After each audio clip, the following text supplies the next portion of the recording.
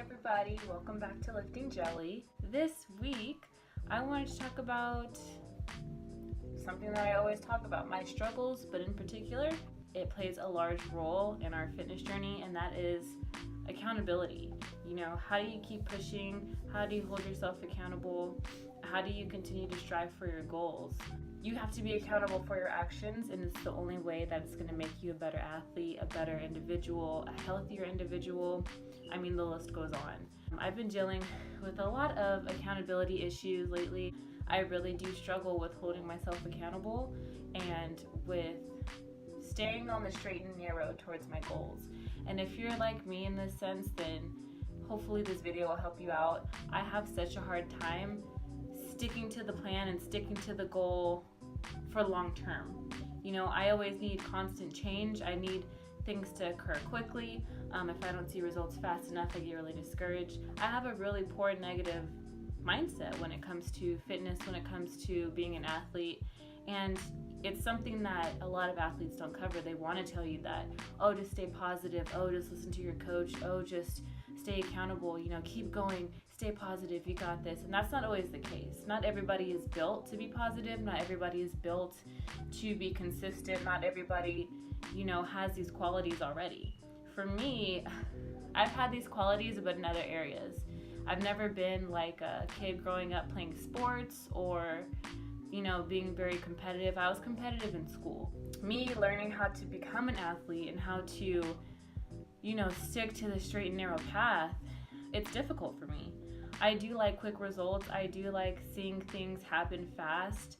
If I can plan out, I like to plan ahead. I can plan out a year, but if, I'm not hitting the goals in the time frame I'm allotted, or if I'm not seeing any progress at all, or I feel like everything's stagnant, I get discouraged, I lose motivation, I want to quit.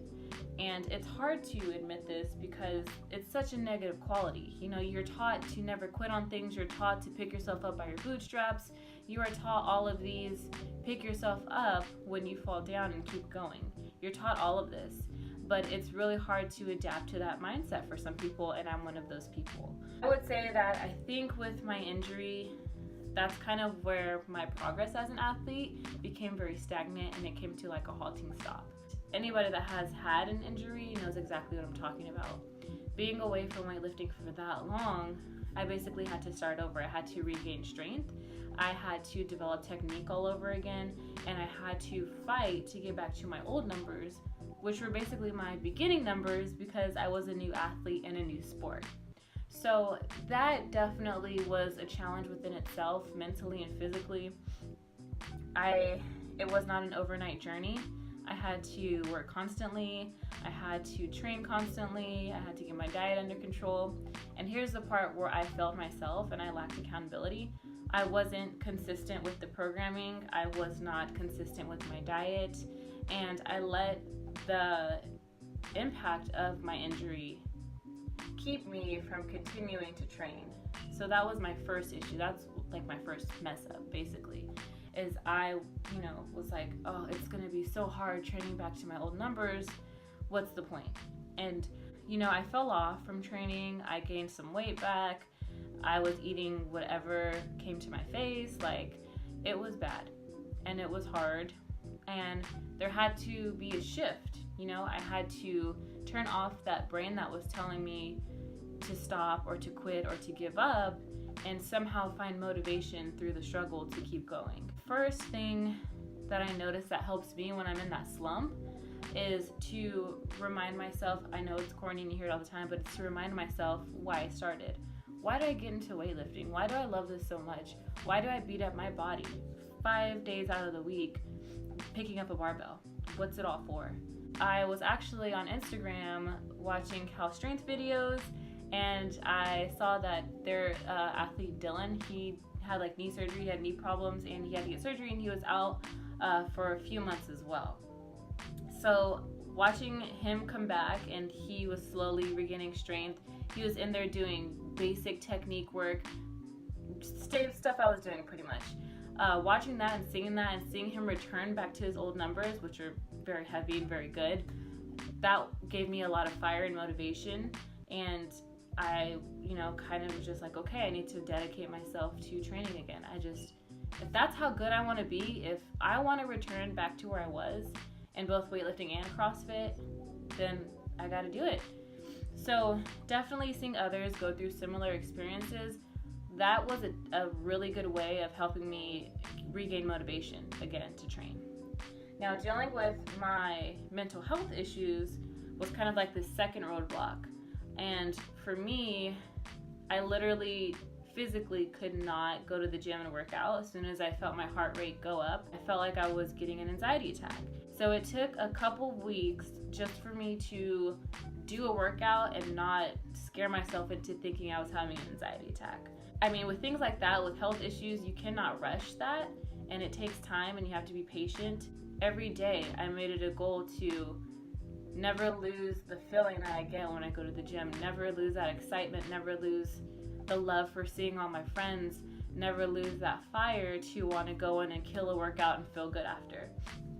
So it's kind of reminding yourself of why you love what you do. Kind of like what I said earlier about remembering why you started. You also have to remember your passion for it and remember, the things that you love that made you go there and continue going in the first place. One issue that I deal with a lot are my insecurities about my progress as a weightlifter.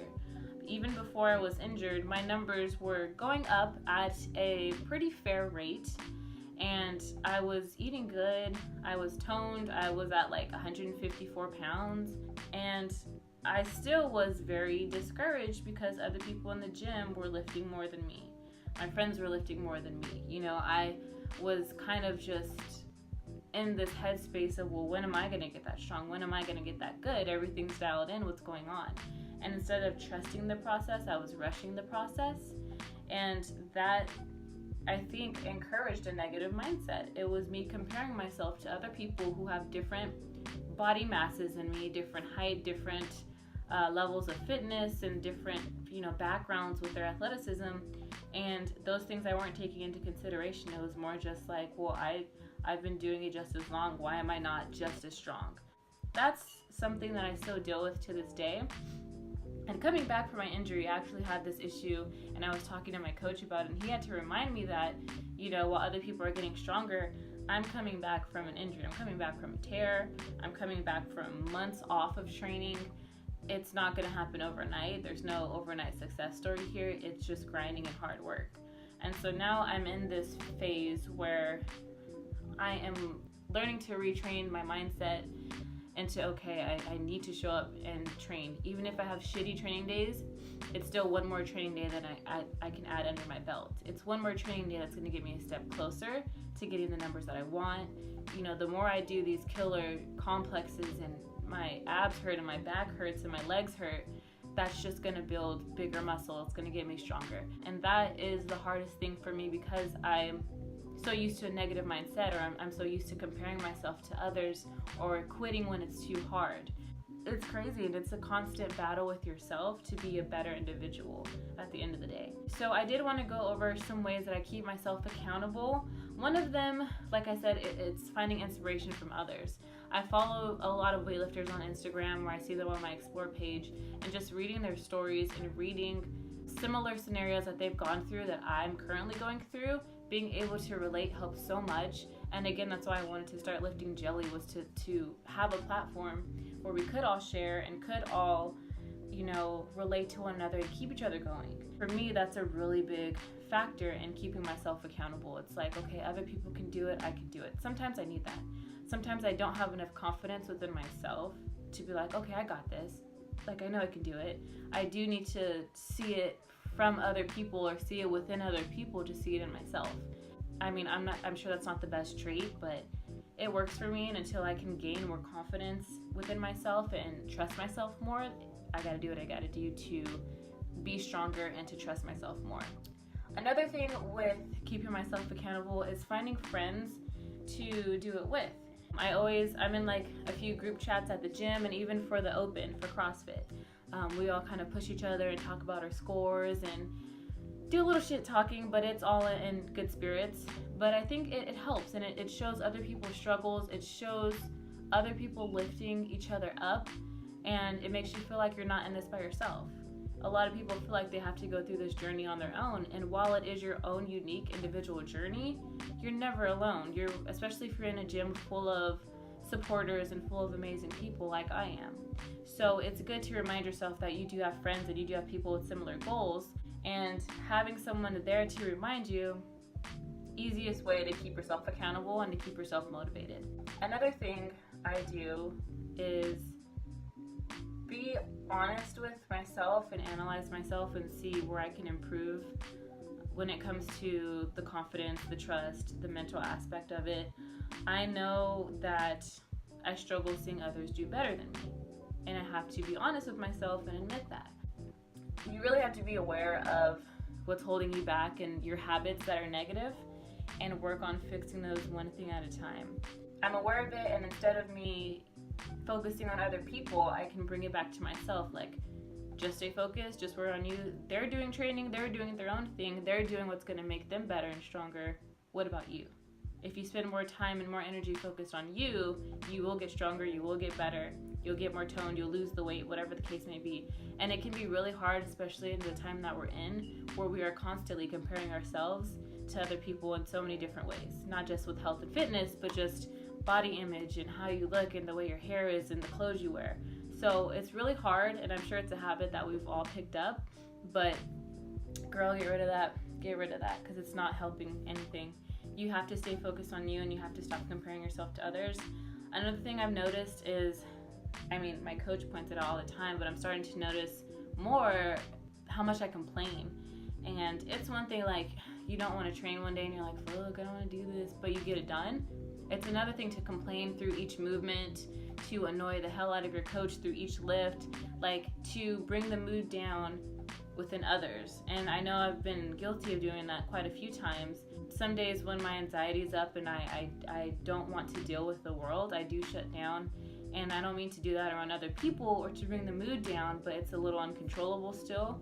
But it's something I need to be more aware of so I can work on it. Accountability, at the end of the day, it is mostly up to you, because even if you do all the things that I listed above, if you're not motivated enough, or if you're not motivated at all from doing those things, what's it good for? You know what I mean? Even if you are motivated but you don't do anything with that motivation, you're not helping yourself, it's just gonna keep you stagnant. It's gonna keep you in the same place that you already are in. So it's good to work on finding ways to keep yourself accountable.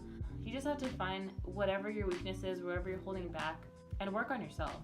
Accountability, it's really up to you. Hopefully this helps. I'm not the, most happiest, most positive, preppy athlete, and I definitely don't, in comparison to other people that do vlogs and that do fitness blogs, but this is a real side of things. Like, not everybody is that way. Sometimes you have to work on being that way, and you have to work on that mental game, and that's just as important as the physical. So thank you guys for watching, and I will see you next time.